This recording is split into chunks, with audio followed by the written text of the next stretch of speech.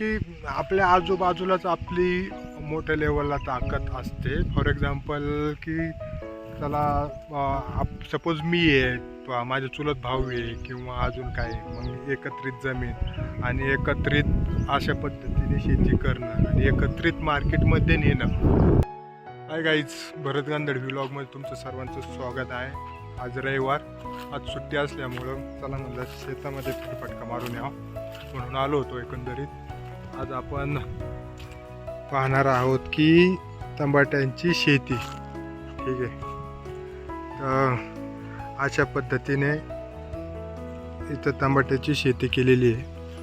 खूप सारे झाडे आहेत आणि मोठ्या प्रमाणात माल यंदा आला होता विदाऊट रोग पडता. ठीक आहे, तर आता ही शेती आपली नाही आहे, ही शेती शेजारच्यांची आहे. ठीक आहे, तेच ज्यांनी केली त्यालाच पाहण्यासाठी मी आलो होतो, पण इथं कोणी नसल्यामुळं त्याच्या संग काय बोलणं झालं नाही. तर गाईज बऱ्यापैकी टमाट्यांची लागवड केलेली आहे आणि एका झाडाला पाहता तर चांगला माल आलेला आहे. आणि त्यानंतर हे वातावरणामुळं बऱ्यापैकी इफेक्ट होतो आणि त्या लेवलला औषधं पण वापरली जातात, पण जी मालाची क्वांटिटी किंवा क्वालिटी पाहिजे ती तयार होत नसती ह्या वातावरणामुळे. त्याच्यामुळं शेतीमध्ये हे प्रॉब्लेम चालूच असतात. ठीक आहे, एक मिनटं गाईच, थोडा झुमिनचा प्रॉब्लेम झाला आहे. All set. तर अशा पद्धतीने तर वातावरण आणि शेती हे निसर्गाशी काय म्हणतात ना, एकमेकांचं गाठ बांधलेली असते. त्यांनी साथ दिली तरच आपण बऱ्यापैकी अचिव्हमेंट करू शकतो.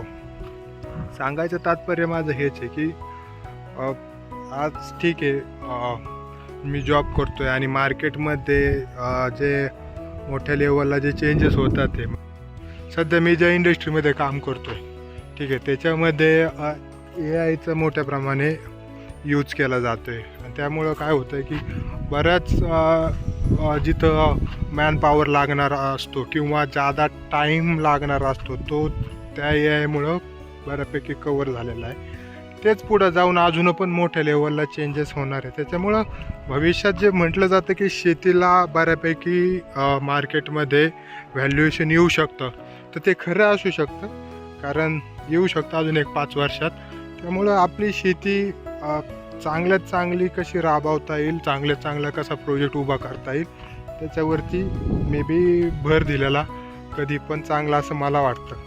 ठीक आहे, हाय, माझ्या डोक्यात पण वेगवेगळे प्लॅन आहे, पण त्यासाठी खूप साऱ्या गोष्टींची गरज लागते.